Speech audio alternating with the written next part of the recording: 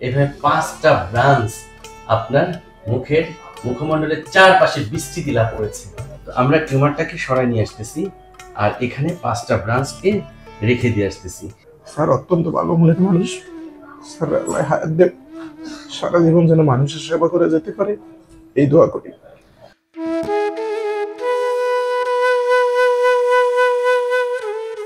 আমি যখন তাদের চোখে এরকম টপ টপ করে জল পড়া দেখি, বিশ্বাস করেন আমি আর তখন আমার মধ্যে থাকি না। আমরা যে খাওয়া দাওয়া করি, ঠিক আছে, খাওয়ার সাথে সাথে দেখবেন যে মুখের মধ্যে লালা আসে, তাই না? এবং এই লালার দিয়ে কিন্তু আমরা যে খাবারটা আছে সেটা একটা মণ্ডতে তৈরি হয়, ঠিক আছে, এবং আলটিমেটলি সেটা স্লিপারি হয় এবং মুখের মধ্যেই কিছুটা চর্বণ হয়, এটা অনেকটা নরম হয় এবং আমরা ঢোক গিলে এটা পেটের মধ্যে ঢুকাই দিই, ঠিক আছে। এই যে লালা কোথা থেকে আসে আপনি জানেন? এই দুপাশ থেকে। আচ্ছা আচ্ছা, এই লালা আসে লালা গ্রন্থি থেকে। এরকম মানবদেহে বেশ কয়েকটি লালা গ্রন্থি আছে, তার মধ্যে প্রধান লালা গ্রন্থিটা হচ্ছে এই প্যারোটিড গ্ল্যান্ড, যেটা আপনি বলেন দুই পাশ থেকে আসে। এইটা হচ্ছে আপনার ডান পাশ, এটা বাম পাশ। আজ যে অপারেশনটি আমরা করবো সেটা হচ্ছে প্যারোটিড গ্ল্যান্ডের সার্জারি এবং এটি একটি লালা গ্রন্থি, একটু আগে বললাম। আপনারা খেয়াল করুন এই জায়গাটা খোলা, এই যে আমি একটু দেখাচ্ছি। রুরু ভাই, আপনি কতদিন ধরে আপনার এই জায়গাটা এরকম গোটা খেয়াল করছেন? 6 or 7 months। 6 or 7 months। যে কোনো জায়গায় গোটা হলে শরীরে আমরা প্রথমে আল্ট্রাসাউন্ড করি, তারপরে সেখান থেকে সন্দেহজনক রস পরীক্ষা করি। অলরেডি কিন্তু আপনার এখান থেকে রস নিয়ে পরীক্ষা করা হয়েছে, এফএনএসি করানো হয়েছে, যেটাকে বলা আছে এফএনএসি বা ফাইন নিডল অ্যাসপিরেশন সাইটোলজি। তো সেখান থেকে দেখা গেছে যে একটি প্লিওমরফিক এডিনোমা নামক এই রোগটি তার এই প্যারোটিড গ্ল্যান্ডে ধরা পড়ে। প্লিওমরফিক এডিনোমা এটা প্যারোটিড গ্ল্যান্ডের একটি টিউমার এবং এটি একটি বিনাইন টিউমার।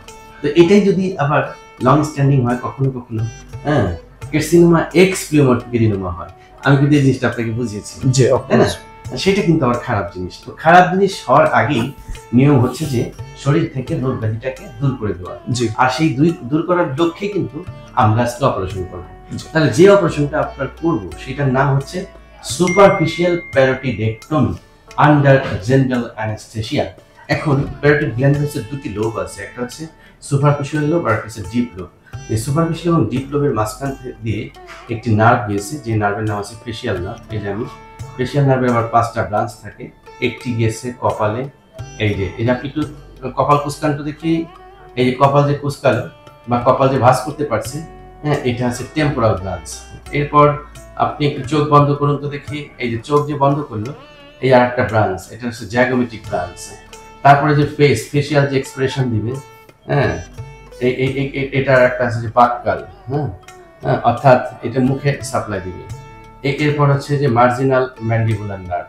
এই যে খেয়াল করুন, এই যে ম্যান্ডিবল, এটার নাম আছে মার্জিনাল ম্যান্ডিবুলার নার্ভ। আপনি একটু দাঁতটা দেখান। এই যে দাঁত দেখানোর সাথে সাথেই তার ফেসিয়াল একটি এক্সপ্রেশন হলো, তার মুখটি ফাঁক হলো, সমানভাবে দুই দিকে বিস্তৃত হলো, তাই না?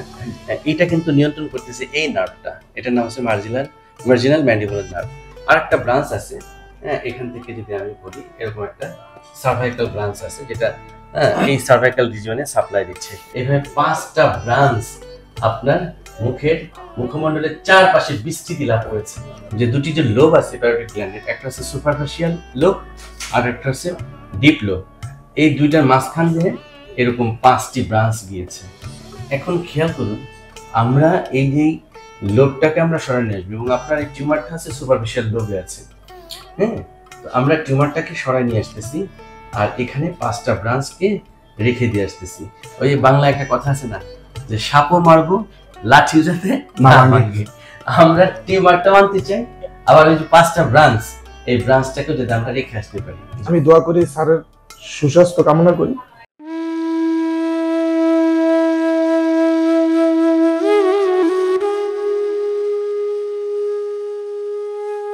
এবং স্যার দীর্ঘ কামনা করি। স্যার অত্যন্ত ভালো মনের মানুষ স্যার, আল্লাহ হায়াত দেব, সারা জীবন যেন মানুষের সেবা করে যেতে পারে এই দোয়া করি।